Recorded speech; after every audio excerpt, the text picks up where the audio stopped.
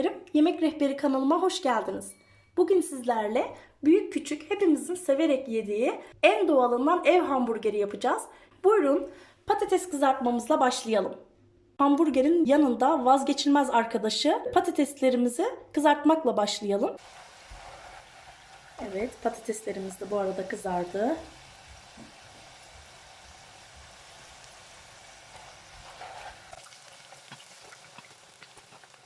Evet arkadaşlar, patatesleri kızarttıktan sonra hamburgerin yapımına başlayabiliriz. Burada 500-600 gram orta yağlı kıymamız var, dana kıyma.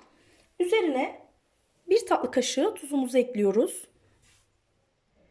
1 çay kaşığı karabiberimizi ekliyoruz. 3 yemek kaşığı sıvı yağ ekliyoruz. 1 yemek kaşığı pekmez ekliyoruz. Ve yarım yemek kaşığı, 1 tatlı kaşığı kadar sirke ekliyoruz. Elma ya da üzüm sirkesi fark etmez. Pekmezde de öyle. Üzüm pekmezi ya da dut pekmezi fark etmez. Önemli olan burada acı tatlı dengesini vermek. Ve daha sonrasında lezzetlerin geçmesi için, birbirine tamamlaması için iyice bir yoğuruyoruz. Yaklaşık bir 5 dakika boyunca yoğurdum. Bütün lezzetler birbirinin içine geçti arkadaşlar. Bu dışarıda yediğimiz hamburgerin acı tatlı dengesini yakalamak için biz de evde doğal pekmez ve sirke ekliyoruz. Karabiber, acısı tatlısı hepsi var yani. Benim eklediğim oranlarda eklerseniz kıymanın tadına, etin lezzetine de varırsınız. Harcımız hazır. Şimdi şöyle tahtamın üzerine işimi kolaylaştırmak için bir buzdolabı poşeti açtım. Buradan şöyle bezeler yapacağım. Aynı hamur bezesi gibi. Eşit olsun köfteler diye. Daha sonra düzenlemesini yapacağız. Yine bir parça kopardım. 6 tane hamburger ekmeğim var. 6 tane de köfte oluşturdum. Şimdi tek tek şeklini verebiliriz. Artık eşit parçalara böldüğüm için rahat çalışmak için şöyle alıyorum. Şu ikisinin kalması kafidir. Elimde yine bir böyle sıkıyorum arkadaşlar. Sıkışsın diye köfteler.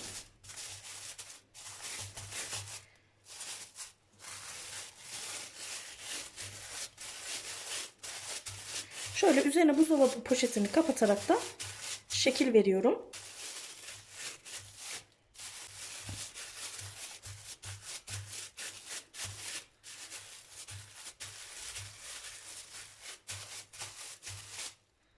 Evet arkadaşlar. Bakın elime de yapışmadı. Şöyle buzdolabı poşetine 2 kat yaparsanız sizin için de daha kolay olacaktır. İncecik olacaktır. Bu arada ilk köftemin yapımına başlayınca tavamı ısıtmak için açtım. İlk köftemiz hazır. Bu köftenin böyle büyük olduğuna bakmayın. Pişince kesinlikle çekecektir arkadaşlar. Şöyle bir tabağıma atıyorum bunu. Şimdi ikinci köftemizi yapalım. Alıyorum. Şöyle elimle sıkıştırıyorum.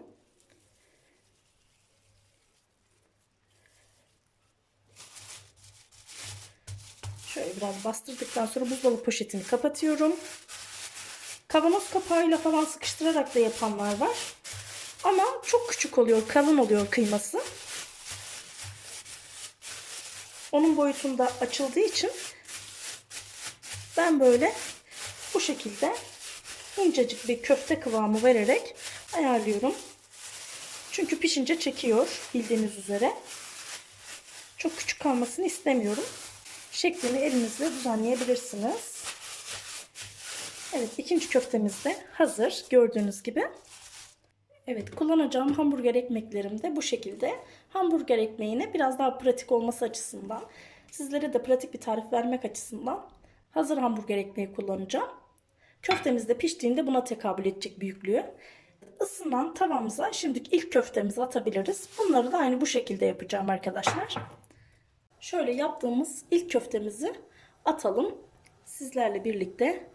Bakın o kadar güzel yoğurduk ki hiçbir şekilde görüyorsunuz dağılmıyor.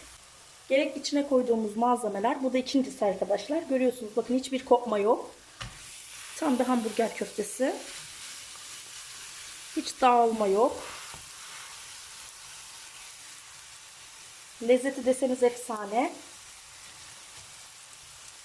Yaklaşık bir dakika kadar atarken yüksek ateşte, attıktan sonra kısık ateşte içinin de pişmesi için, çiğ kalmaması için bekletiyoruz. Bakın hamburger ekmeklerimi de şöyle ikiye böldüm, ben kestim. Evet, şimdi yaklaşık bir dakika kadar piştiler. Dikkatli bir şekilde çeviriyoruz. Bunu da aynı şekilde. Üzerine cheddar peyniri varsa cheddar peyniri, yoksa hiç önemli değil. Benim de bugün kullandığım gibi kaşar peyniri eklemesi yapıyoruz.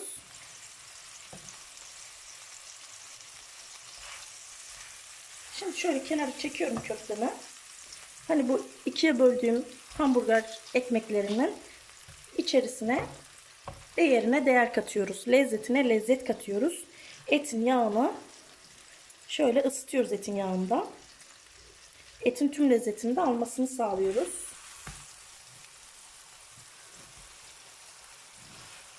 Benim kızım, eşim bu lezzete bayılıyor arkadaşlar.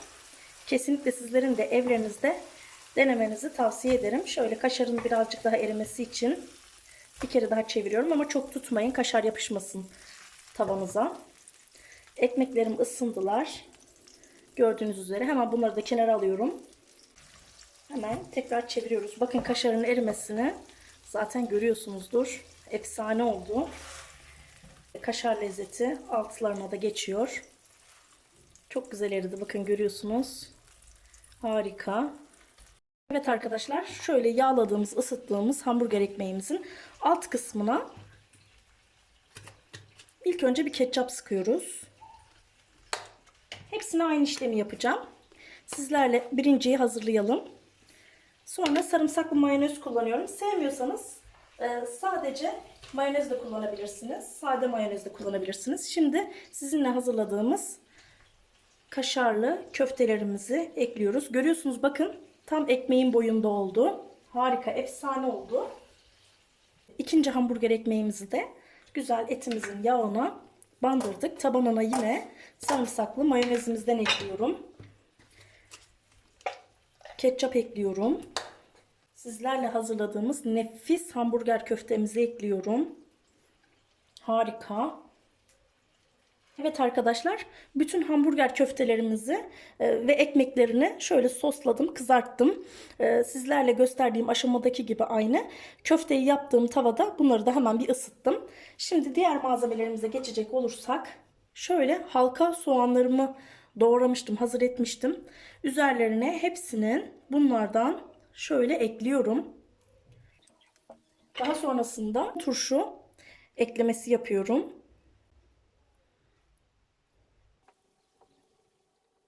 Hemen şöyle hazırladığım domateslerimi ekliyorum.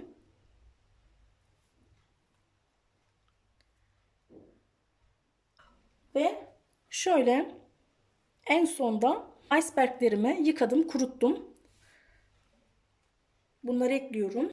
Şimdi kapak kısmına gelecek olursak, buraya da yine sos sürüyorum.